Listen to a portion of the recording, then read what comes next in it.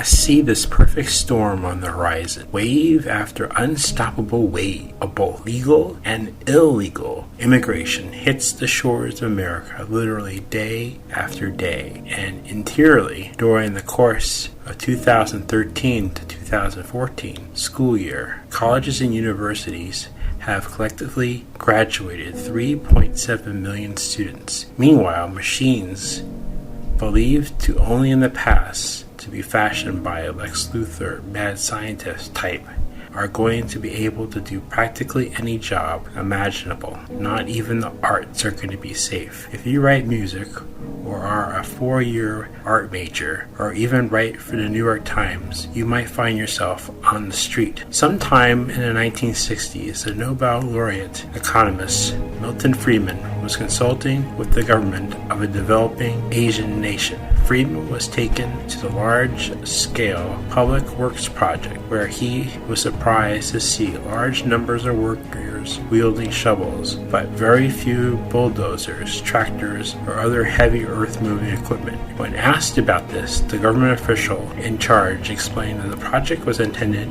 as a work program. Friedman's caustic reply has become famous. So then, why not give the workers spoons instead of shovels? Friedman's remark captures the skepticism and often outright derision expressed by economists confronting fears about the prospect of machines destroying jobs and creating long-term unemployment. The mechanization of agriculture vaporized millions of jobs and drove crowds of unemployed farmhands into cities in search of factory work. Later, automation and the globalization pushed workers out of the manufacturing sector. And now the more advanced computer systems of yesterday, like IBM's Watson, are going to play checkmate on what is left of the American worker. Gordon Moore, in 1965, noticed that the integrated circuits had doubled every year since their invention. Moore's law predicts that this trend will continue into the foreseeable future.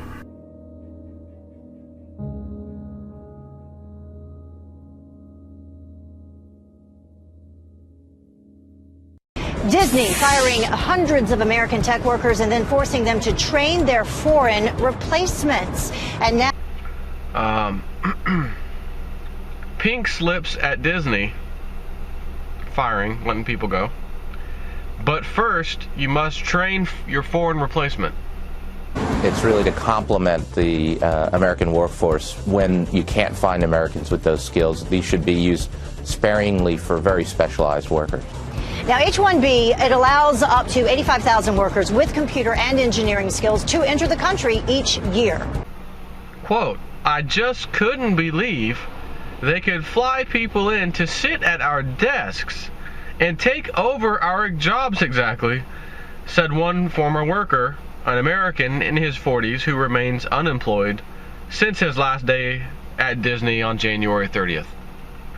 Quote, it was so humiliating to train somebody else to take your job. I still can't grasp it. However, Disney's going to say, man, that worked out well. That worked out real well. Let's start replacing some of the inside park employees who are already making, maybe minimum, probably a little more than minimum wage. And let's bring in some of these guys for minimum wage. They're not the technology side anymore. This is a lower paying job, of course, but there's plenty of Indians or other migrants that would like to come in here and do it. And their plan probably is to say, well, you guys have temporary visas. So what we're going to do as Disney, we are going to bring in the next batch of immigrants, who are also on visas, work visas. And if these visas are 6 months to a year long, whatever it may be, a good month or two in advance, we're going to bring in the new crew so that the old crew, who probably will know them, hey, you guys are from India, so are we, this is cool, man. Oh, okay. We'll train them, and they're not going to be upset, oh, we're losing our job. No, they already know, my work visa's expiring, I got to go back anyways. No big deal, I'll gladly train you, buddy. You take over. Today we're talking about malicious robots attacking a website. The latest is robots that actually write blog articles in your website. That's right, we went in and found thousands of usernames in a legal website today that had written these fake blog articles about the red carpet and all kinds of other things. I'm going to read a sports story that you have in the book, and you'll know why I'm reading it. Let me just read this. This is an account of a baseball game. Things looked bleak for the Angels when they trailed by 2 runs in the 9th inning, but Los Angeles recovered thanks to a key single from Vladimir Guerrero to pull out a 7-6 victory over the Boston Red Sox at Fenway Park on Sunday. Guerrero drove in 2 Angel runners. He went 2 for 4 at the plate. Quote, when it comes down to honoring Nick Adenhart, what happened in April in Anaheim, yes, it was probably the biggest hit of my career, Guerrero said, because I'm dedicating that to a former teammate, a guy that passed away. Close quote. Why do you quote that story? Well, I quote that because it was essentially written by software. You might say that it was written by a robot, by a system from a company called Narrative Science. And this is actually a very early version of what they did. It was actually done by a system that was essentially a precursor to what they have now. So that's actually a very primitive example. Of what they have now is much more sophisticated. But they generate a whole lot of the news stories that you read, for example, on websites like Forbes.com. Okay, well, let's get into how they do this. I mean, like, there was actually a baseball game. You're saying nobody watched Guerrero get those 2 hits. How did the robot know what to write? Essentially, it looks at the raw data that's provided from some source, in this case from the baseball game, and it translates that into a real narrative. It's quite sophisticated. It doesn't simply take numbers and fill in the blanks in a formulaic report. It has the ability to actually analyze the data and figure out what things are important, what things are most interesting, and then it can actually weave that into a very compelling narrative. Right, and it wasn't a formula. It begins by saying things looked bleak for the Angels. It somehow knew enough to bring that adjective to describe the situation, a late-inning situation in a ball game. You're saying these machines are now in use in publications and media outlets already? That's right. They're generating thousands and thousands of stories. In fact, the number I heard was about 1 story every 30 seconds is being generated automatically. And they appear on a number of websites and in the news media. Forbes is one that we know about. Many of the others that use this particular service aren't eager to disclose that. They don't really want you to know that they're doing it this way. But it is becoming increasingly prevalent. And right now, it tends to be focused on those areas that you might consider to be a bit more formulaic. For example, sports reporting and also financial reporting, things like earnings reports for companies and so forth. But it's getting better and better, and it's expanding into many other areas. And the companies that are doing this are also going beyond journalism and also focusing on internal corporate reports. So this is something that will also impact a lot of knowledge workers in corporations, the people that sit at a desk and, for example, produce written reports for presentation to management and so forth. A lot of that is also being done on an automated basis. You write that the London Symphony recently played a composition created entirely by a computer? That's right, they did. And it's a system that actually, begins to exhibit creativity. So for the most part, when we talk about what's happening with white-collar jobs and with knowledge-based jobs, for right now, it is the more routine, formulaic type jobs that are predictable, the kinds of jobs where you tend to do the same kinds of things again and again. Those jobs are really being heavily impacted. But it's important to realize that could change in the future. We already see a number of areas like this program that was able to produce this symphony where computers are beginning to exhibit creativity. They can actually create new things from scratch. And I give another example in my book also of a painting program which actually can generate original art, not to take a photograph and Photoshop it or something, but to actually generate original art. So we do see computers beginning to exhibit creativity, and in the future there is the likelihood that we'll see that impact on more and more jobs, even more creative type jobs. Have you heard the symphony? I haven't personally heard it, but it got pretty good reviews from experts that know about symphony music. So it wasn't of poor quality or anything, and they said that it was very interesting. So meet Amazon's newest holiday workers, the Kiva robots.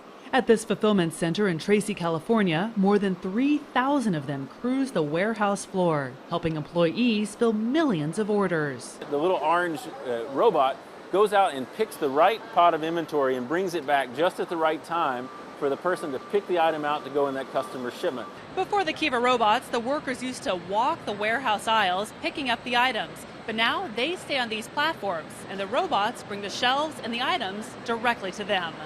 The 320-pound robots can lift up to 750 pounds. They have motion sensors to detect objects in their way and can travel between 3 and 4 miles per hour. Amazon says the robot's small footprint allows it to squeeze in 50% more inventory into this warehouse, which is the size of 59 football fields. They've also improved efficiency by 20%, so it only takes 15 minutes to fill some orders instead of 90. On Cyber Monday last year, Amazon customers ordered 426 items every second. Amazon expects that number to be bigger this Cyber Monday. To be sorted, packed, and shipped. There's even a robot that folds the shipping boxes. While some may worry about robots taking jobs away from humans, Amazon insists that is not their intention. You're going to see there's 4,000 people working in this building, even with all the automation that's in place here. That's because our focus on automation is about helping people do their jobs, not replacing people. So far, 10 of the 50 Amazon fulfillment centers in the United States have integrated the Kiva robots. In Tracy, California, I'm Kara Suboy, CNET.com for CBS News. Oh, we are not going to take jobs away from human workers and give them the robots. Why shouldn't I believe someone in authority? Don't question people in leadership positions because they always tell the truth when decisions involve the lives of thousands of people. If you've got health care already, then you can keep your plan if you are satisfied with it. If you like the plan you have, you can keep it. I intend to keep this promise. If you like your health care plan, you'll be able to keep your health care plan. If you like your plan and your doctor, you can keep them. You'll be able to keep your health care plan. If you like your plan, you keep your plan. If you like your doctor, you like your plan, you can keep your doctor, you can keep your plan. If you like your current insurance, you keep that insurance. Period. End of story. If you like your job, you can keep your job. There's nothing in my plan that involves me giving your job to a robot. If you have a job, the only thing my plan does is make your job more secure. What I said is, you can keep your job. Trust me, why would I lie? The future of more robots and less humans, because robots work for less than nothing and don't take any sick days off. Not even an illegal can compete with that. Process and decide who should live and die. Now, these killer machines don't exist yet, but major powers around the world, including the U.S., are working on making them a reality. Human rights groups are now trying to ban killer robots from ever being used. Human Rights Watch is calling for an international treaty to stop the development and use of autonomous weapons.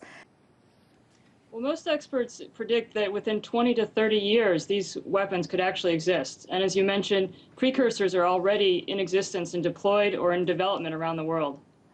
There really could be an accountability gap. For example, the commanders are rarely held responsible for the actions of their subordinates, except for in a narrow circumstance that would not be applicable here. Producers and manufacturers would only be held liable if they intentionally design a robot that would kill civilians. And punishing the robot at this stage is absurd. So that accountability gap would undermine deterrence and leave victims unsatisfied that anyone had been held responsible for their suffering.